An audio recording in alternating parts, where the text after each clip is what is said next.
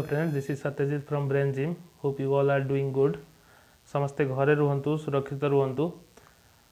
आज ये वीडियोटी मुख्यतः गोटे बहुत इंपोर्टेंट टॉपिक ऊपर डिस्कशन करने पई हेची. डिस्कशन कले भूल हम गोटे इंपोर्टेंट टॉपिक ऊपर किसी इनफॉरमेशन शेयर करने पई. से इंपोर्टेंट टॉपिक टी आपण माने समस्त जानि साथिबे. 12th बोर्ड एग्जाम गतकाली जो मीटिंग होता प्रधानमंत्री अध्यक्षतार से सीबीएसई रो जो 12th बोर्ड एग्जाम ताको कैंसल कर दिया जाइए. माने किसी दिन पे अनिर्दिष्ट काल पे जो एग्जाम टी पोस्टपोन करा जाइतला स्थगित रखा जाइतला ताको वर्तमान रद्द कर दिया जाइए. माने से एग्जाम आ हबनी 12th बोर्ड एग्जाम हबनी. जो माने एग्जाम पे बहुत परिश्रम करथिले पढ़ीथिले सेमानंग पई सॉरी. जो माने चाहूतले कि ए पैंडेमिक टाइम रे एभली सिचुएशन ले एग्जाम न हो से कंग्रेचुलेशन. गतकाली प्रधानमंत्री अध्यक्षतार जो बैठक अनुष्ठित होता बहुत विभाग यूनियन मिनिस्टर थिले एवं वर्तमान जो परिस्थिति अच्छी से परिस्थिति को आखिरे रखी एग्जाम टी को कैंसल कर दिया जाइए. प्रधानमंत्री तांको ऑफिशियल अकाउंट रू ट्विटर हैंडल रू ट्वीट मध्य करचंती रिगार्डिंग आउ से कहिसंती जे वर्तमान परिस्थिति रे पैंडेमिक टाइम रे प्रथम जिंस होची पिलांकर स्वास्थ्य और सुरक्षा को दृष्टि रखी एग्जाम को कैंसल कर दिया जाउची. आउ परवर्ती मुहूर्त रे इंटरनल असेसमेंट माध्यम रे पिलांकर स्कोरिंग करा जिवो. पिलांकर स्कोरिंग इंटरनल असेसमेंट माध्यम रे हे जिवो एवं एथिरे जो पिला संतुष्ट नुहे परवर्ती मुहूर्त रे जेतबे परिस्थिति स्वाभाविक हेबो ताले सेमाने कोन हे परिबे ऑफलाइन रे एग्जाम देई परिबे. ये होची प्रधानमंत्री कथा. ए रिगार्डिंग ऑफिशियल नोटिफिकेशन मध्य किछि दिन मध्यरे आगामी 2 दिन मध्य आसीजो बोली आशा करा जाउची.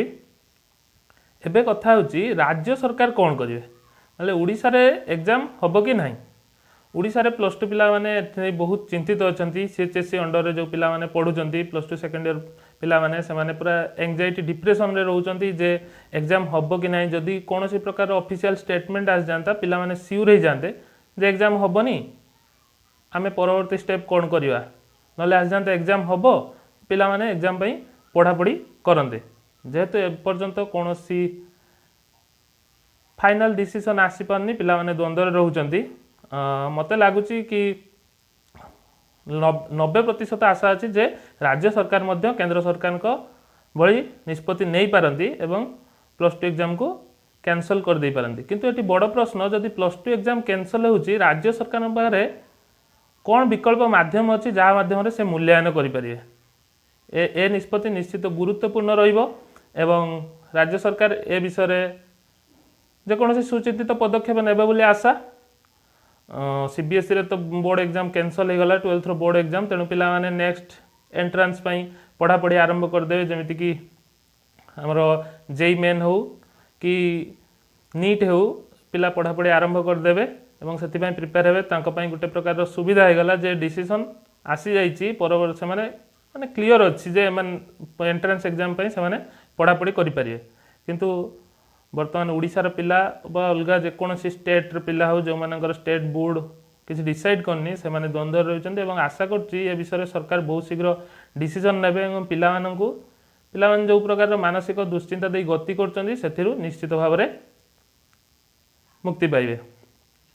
आज एतिकी इनफॉरमेशन नेक्स्ट वीडियो परवर्ती रिगार्डिंग जहाँ डिसीजन आसियो से विषय में आलोचना करिया.